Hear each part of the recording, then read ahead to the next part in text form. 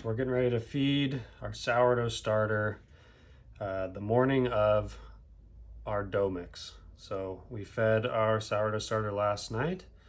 As you can see, we've had a pretty good increase in volume, a little over double. Lots of small bubbles on the sides here. That indicates great activity. I'm gonna open up the top here and we're gonna look at the surface of the starter.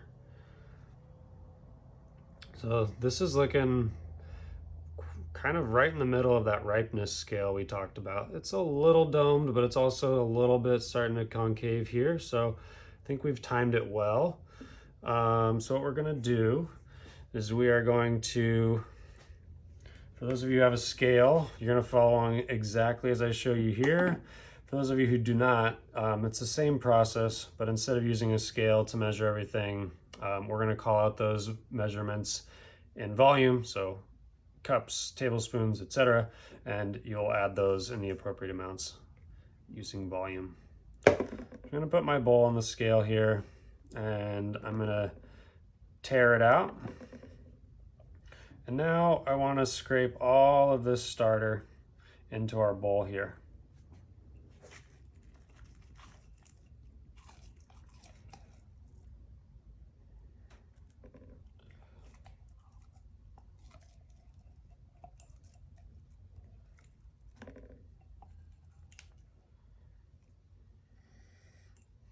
Got a wonderful, lightly acidic smell. It's looking really nice. So I'm gonna set this aside, done with this jar. So we've lost about 1 gram overnight, and that's just, I've got a little bit here. There's probably just a tiny bit left in the jar. That's totally normal and to be expected. So now I'm gonna tare that. So that means that we're zeroing the scale. And now I'm gonna add the amount of water we're looking for. So we like to use this little kettle, and I don't know if you can see that, but 78 degrees. If you don't have a temperature device, then let's see what we're, it's definitely not warm to the touch. It's kind of like, it's medium cool, I would say. But also it's not a make or break, but we have the devices to measure it, and so we do, and we're going to call those out for those of you who want to follow along to a T. So now I'm going to add 45 grams of water.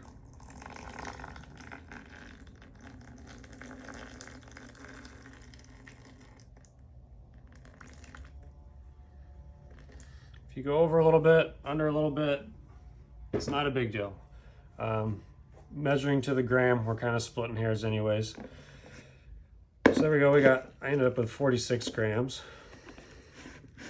I'm gonna use this rubber scraper here to just stir it around. I wanna get this starter to more or less break down and dissolve in the water.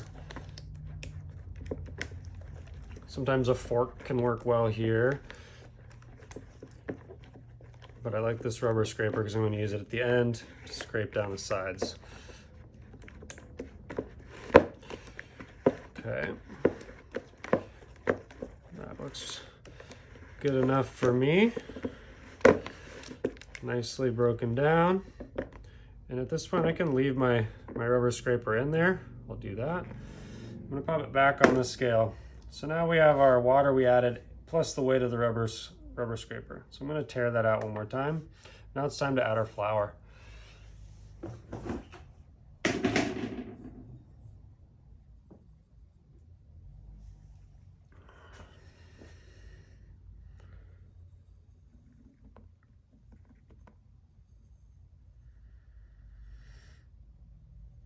And I'll add 46 grams. Whoop. Because that's the amount of water I ended up with. And I like to keep my water and flour additions the same. So we've got our flour in there. I can go ahead and turn this scale off. I'm gonna move it to the side. So we just want to stir, get this dry flour to be incorporated.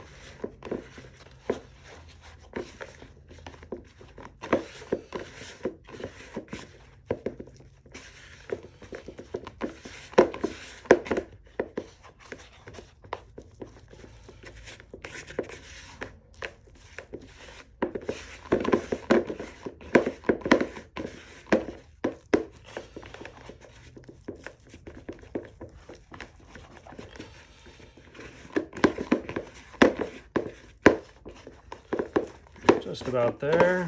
So I don't see any obvious dry flour, but I'm gonna kind of smear this like this, and if there's any dry clumps hiding inside this newly refreshed starter, that should break them up. Now, yeah, that looks great. I can use my finger to scrape this clean. Clean hands, obviously. There's that. So here we have our newly refreshed sourdough starter.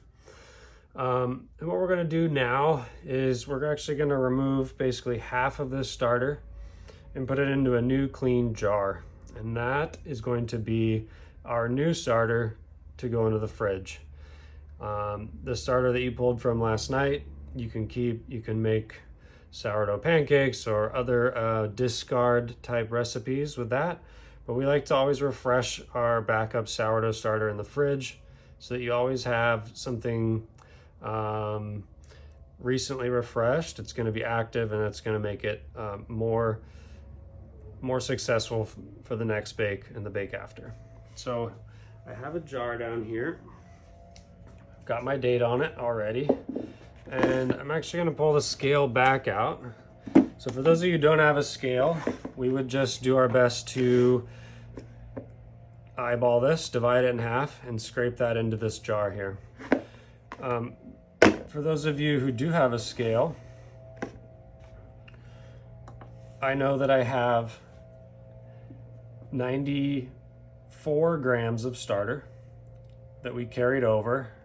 So that was the very first thing in here. And then we added 45 grams of water and 45 grams of flour. So those flour and water together make up another 90. So we're looking at 184 grams of refreshed starter right here. So what I'm going to do is I'm going to remove half of that. So that's 92 grams. I'm going to put it into this jar. So what I can do is I'm going to take a scoop, and here it says -80. So I know I've removed 80 grams. Got kind of lucky there. And so we need to remove just a little bit more. 90, 95. That's going to be close enough. Do my best to scrape this starter down into the bottom of the jar. And pop a lid on it. If you don't have a date on there, put the date on.